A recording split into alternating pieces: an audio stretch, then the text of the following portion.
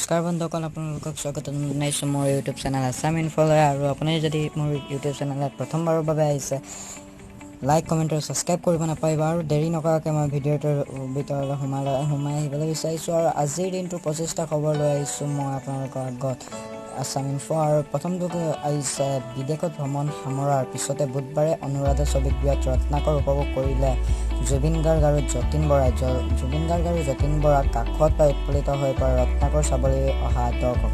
2 নম্বৰতে আছে দিল্লীত গুলীবিদ্ধ হৈ আহত এটা ডকাইতটো 18টা ডকাইতি ঘটনাৰে জড়িত আছিল।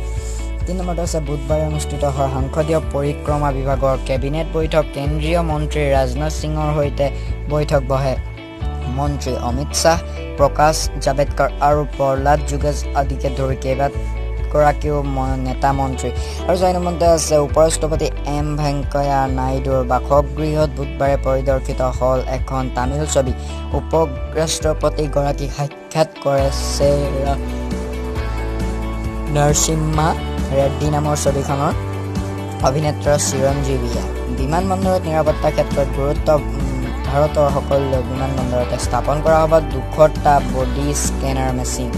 চিৰাঙত আৰক্ষী আৰু ভাৰতীয় সেনাৰ কাষৰ অভিযানত গ্ৰেপ্তাৰ NDFB কেডাৰ। উদ্ধাৰ হৈছে বহু অস্ত্ৰ-শস্ত্ৰ। আনমতে আছে জম্মু কাশ্মীৰৰ চেম্পিয়ন পঞ্জাৱ। 2গৰাকী আপেল ব্যৱসায়ীক আক্ৰমণ সন্ত্ৰাসবাদী। 2গৰাকী ব্যৱসায়ী আছে সংকটজনক অৱস্থাত। জম্মু কাশ্মীৰত আৰক্ষী সঞ্চালক প্ৰধান দিলবাগ সিঙে পৰ্যবেক্ষণ কৰে অন্তনাগড় পৰিৱেশ। বহু স্থানত তেখেতে বুজ লয় নিৰাপত্তা ব্যৱস্থাৰ। এইগৰাকী আইনৰ ছাত্ৰীক যৌন নিৰ্যাতনৰ অভিযোগেৰে অভিযুক্ত ৰাজনৈতিক নেতা চিন্ময়ানন্দৰ ন্যায়িক জিম্মাৰ সময়সীমা বৃদ্ধি। 30 অক্টোবৰলৈ বৃদ্ধি কৰা হৈছে ন্যায়িক জিম্মাৰ সময়সীমা।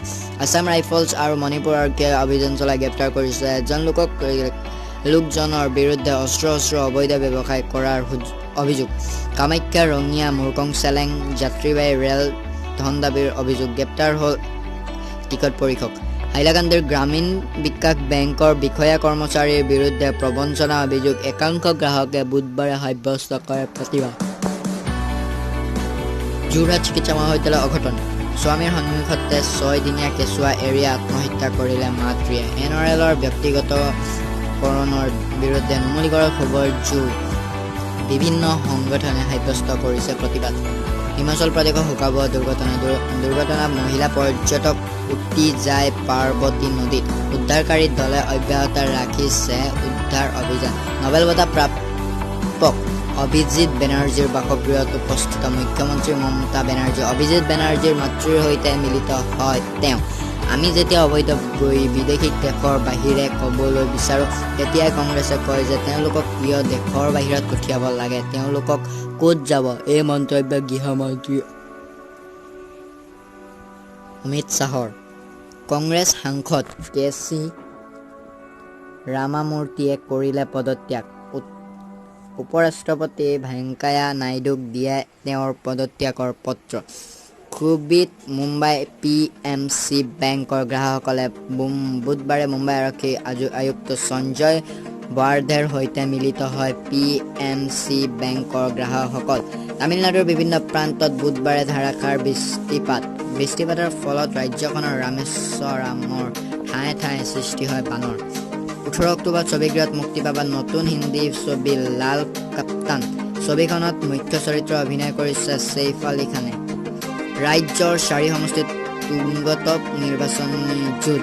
ৰাজ্যৰ আটাইতকৈ ৰাজনৈতিক দলে তীব্ৰতৰ কৰি তুলিছে প্ৰচাৰ অভিযান। জম্মু কাশ্মীৰত সন্ত্ৰাসবাদী আক্ৰমণ।